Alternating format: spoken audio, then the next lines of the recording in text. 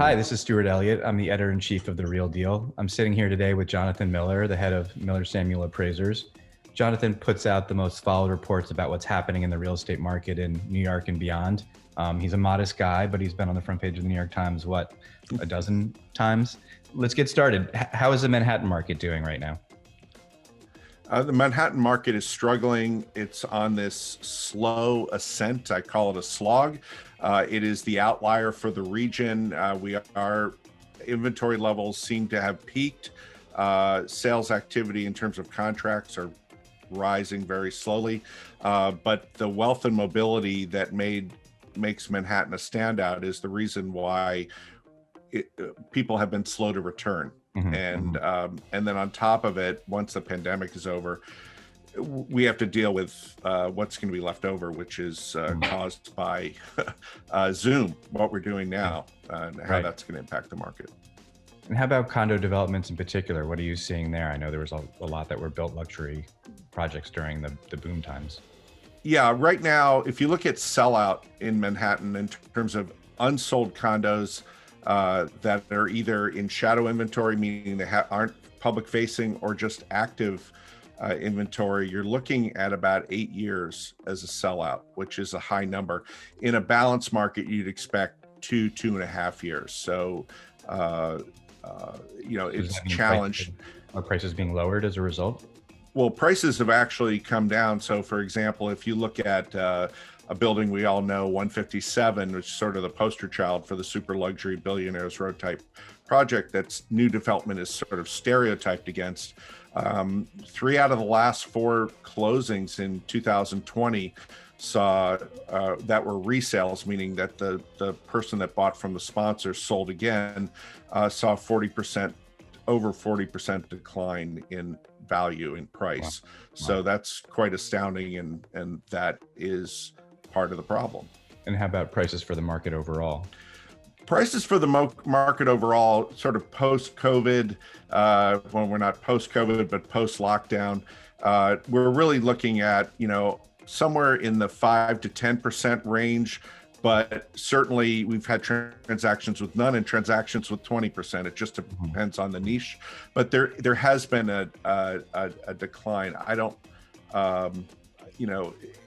it is interesting because the condo market in general has been hit a little bit harder than the co-op market in terms of softness. How about Brooklyn? Is that holding up any different than Manhattan, say? I'd say it's dramatically different. We, through Douglas Elliman, we publish these monthly new signed contract reports, and Brooklyn has been a rocket ship. If you look at after the lockdown ended, through the summer into the fall, contract activity is way up, more than double last year levels. Much like the suburbs we're seeing in the suburbs. Yeah, which gets to that point. How are the suburbs doing? And then farther out, how are the Hamptons and kind of the more vacation type areas doing? Yeah, so the suburbs have been doing really well in the sense that contract activity is still way up year over year. However, from bottoming out in sort of around May, after the lockdown ended, activity soared, and we had this sort of narrative of exodus and fleeing the city, and the suburbs were the place to be. Activity peaked, depending on the location, July or August, and a lot of that demand was fueled from the Manhattan rental market, and as a result, that level of growth was not sustainable.